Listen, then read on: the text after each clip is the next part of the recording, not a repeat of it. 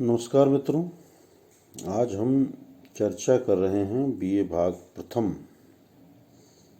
के second paper social anthropology की, और अपना टॉपिक चल रहा है नातेदारी, किनशिप। किनशिप के संदर्भ में आज हमारी 5वीं मुलाकात है।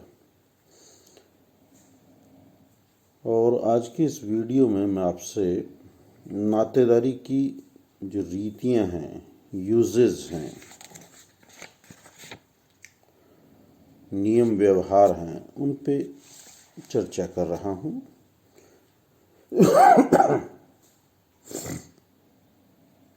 कल हमने परिहार को पढ़ा था, फिर परिहास आज करेंगे हम। परिहास या हंसी मजाक के संबंध, जोकिंग रिलेशनशिप। कल देखा था हमने परिहार, अवॉइडेंस, ये इसके ठीक विपरीत है। परिहास संबंध परिहार से ठीक विपरीत है, जिसमें संबंधों की घनिष्ठता पाई जाती है। परिहास के अंतर्गत दो रिश्तेदारों में परस्पर हंसी मजाक, गाली गलौज, यौन संबंध, अश्लील एवं बद्धे कथन, एक दूसरे की संपत्ति को नुकसान पहुंचाना आदि का समावेश होता है। इस प्रकार के व्यवहार प्रमुखतः विवाह संबंधियों के बीच पाए जाते हैं।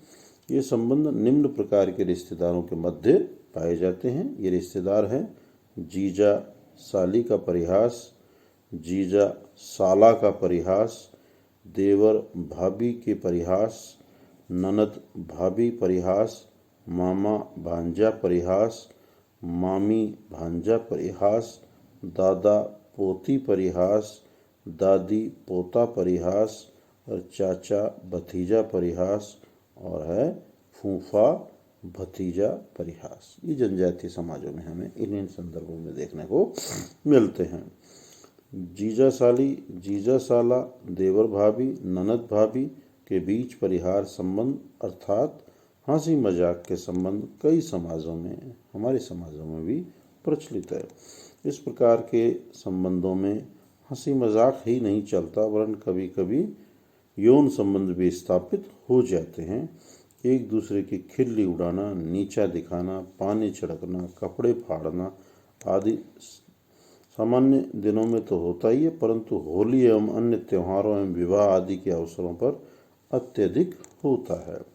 आरापोही समाज में जीजा साली में से कोई अगर देर तक सोता है तो जागने वाला सोने वाले पे ठंडा पानी गिरा देता है, और दूसरा इसका बुरा भी नहीं मानता। दक्षिणी अफ्रीका की बहुत सी जनजातियों में मामा भांजे के साथ परिहार के संबंध होते हैं। भांजा मामा की संपत्ति को चुरा सकता है, उसके साथ स्वच्छंदता का व्यवहार कर सकता है। हॉपी लोगों में भी यही प्रथा है। कुछ पितृवंशीय परिवारों में एक व्यक्ति अपनी बुआ से परिहास कर सकता है। बैक्स द्वीप में फूफा एवं भतीजा के बीच परिहास संबंध पाया जाता है। अफ्रीका की सोंगा जनजाति में यदि भांजा खाना बन जाने के बाद पहुंचता है तो वह पूरा खाना खा सकता है, चाहे मामा के लिए कुछ भी नहीं बचे। न्यूर जनजाति में यदि भांजे को खाना नहीं मिले तो वह चूल्हे पर एक निशान बना देता है, और ऐसा करना मामा के लिए श्राप है। ऐसी स्थिति में उस चूल्हे पर वह दोबारा प्रयोग नहीं करता। पोलिनेशिया तथा अफ्रीका में मामा द्वारा यज्ञ के लिए लाए गोश्त में से भांजा कुछ भाग लेकर भाग सकता है। ट्राबियन द्वीप समूह में मामा भांजे में परिहास संबंध पाया जाता है। एल्विन ने भी बेगा जनजाति में पोता दादी के विवाह के परिहास का उल्लेख किया है। यदि इन परिहास संबंधों पे अगर मानव शास्त्रियों के मतों को देखें तो उनका सीधा सीधा मत है कि जब परिहास पारस्परिक न होकर एक तरफ ही होता है तो यह सामाजिक नियंत्रण सुधार की दृष्टि से किया जाता है। रैडक्लिफ ब्राउन के अनुसार परिहास संबंधों को एक ऐसी मित्रता का प्रतीक मानते हैं जिसे शत्रुतापूर्ण व्यवहार के रूप में व्यक्त किया जाता है। आपसे गाली गलौज, एक दूसरे के साथ मारपीट आदि दिखावटी शत्रुता है। मामा भांजे में परिहास संबंधों को विवाह से संबंधित कुलाशों के बीच संभावना वैमनस्य को मिटाने का एक साधन माना गया है।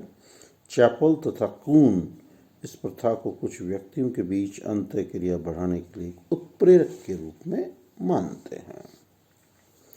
अब हम बात करेंगे नातेदारी की तीसरी और महत्वपूर्ण रीति है माध्यमिक संबोधन, टेक्नोनॉमी। जैसा मैंने आपको पहले बताया था ना, जहाँ एक इकाई दूसरी इकाई को संबोधित करने के लिए किसी तीसरी इकाई को माध्यम बनाती है। जैसे पापा को मम्मी से बात करनी है या दादा को दादी से बात करनी है, तो दादाजी सीधा नाम नहीं लेते दादी का, वो पापा का या आपका नाम लेके बोलते हैं ना, फलाना की दादी आई, फलाना की माँ सुनाएगे, यानी किसी तीसरी इकाई को माध्यम बनाया जाता है। कई समाजों में ऐसे नियम हैं जहाँ संबंधों को उसके नाम से पुकारना मना है, उसे पुकारने के लिए किसी अन्य व्यक्ति को माध्यम बनाया जाता है, इसलिए ही उसे माध्यमिक संबोधन कहते हैं। उदाहरण के लिए भारतीय समाज में एक स्त्री अपने पति को पुकारने के लिए पुत्र या पुत्री का नाम लेके पुकारती है, जैसे अमुक के पिताजी, अमुक की माँ। टायलर ने सर्वप्रथम माध्यमिक संबोधन शब्द का मानव शास्त्रीय साहित्य में प्रयोग किया। टायलर है इसका जन्मदाता। इस प्रथा का प्रचलन टायलर, फ्रेजर, लॉवी आदि ने दुनिया के विभिन्न भागों में पाया।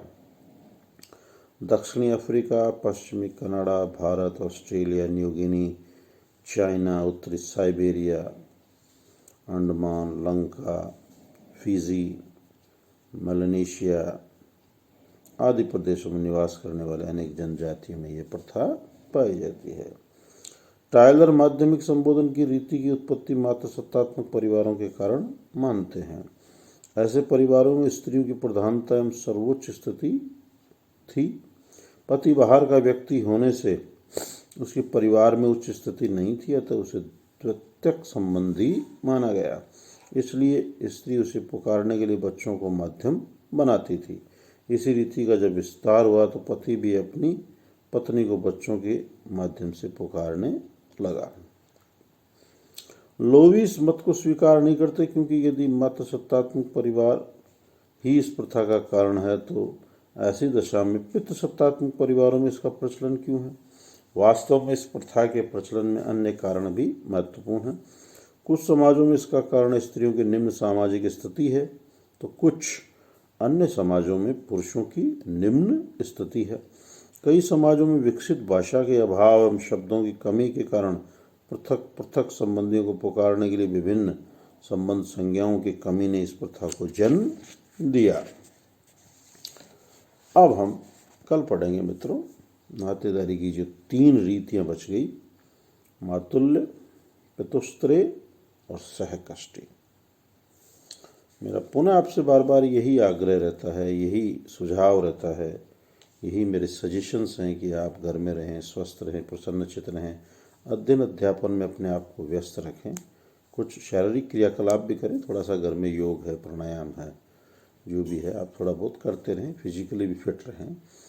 और अध्ययन अध्यापन को अपन को सबसे महत्वपूर्ण रखना है। इसके लिए आपको जो भी यूट्यूब पे या व्हाट्सएप ग्रुप पे जो भी PDF नोट्स, ई कंटेंट्स, यूट्यूब पे आपको सामग्रियाँ सर भी भेज रहे हैं, संजय जी सर भी, मैं भी भेज रहा हूँ, सोशोलॉजी के स्टूडेंट्स की बात कर रहा हूँ मैं, तो इन्हें आप देखें, समझें, इन्हें लाइक करें, सब्सक्राइब करें, अपने अन्य मित्रों तक पहुँचाएँ। और आपकी कोई जो समस्याएँ हैं, जिज्ञासाएँ हैं, उनके संदर्भ में आप बात कर सकते हैं, कमेंट्स कर सकते हैं। सर तो कॉलेज भी जाते हैं, तो उनसे आप मिल सकते हैं। मैं तो उस व्यवस्था में यहाँ जयपुर हूँ आजकल डेपुटेशन पे, तो आप उनसे मिलें। हाँ, कोई विशेष बात है कमेंट करें, आप इनबॉक्स में करें, कोई बहुत ज़्यादा महत्वपूर्ण है फ़ोन कर लें आप। तो मेरा कहने का तात्पर्य है कि हमें मूलतः अपने आप को अध्ययन अध्यापन पे केंद्रित रखना है। अब धीरे धीरे गाइडलाइंस भी आ रही है आगे महाविद्यालयों को खोलने की, देखते हैं विस्तार से क्या सरकार का क्या निर्णय रहता है। पर महत्वपूर्ण बात यही है कि आप अध्ययन अध्यापन करें, स्वस्थ रहें, प्रसन्नचित रहें। इन्हीं शुभकामनाओं के साथ सुप्रभात।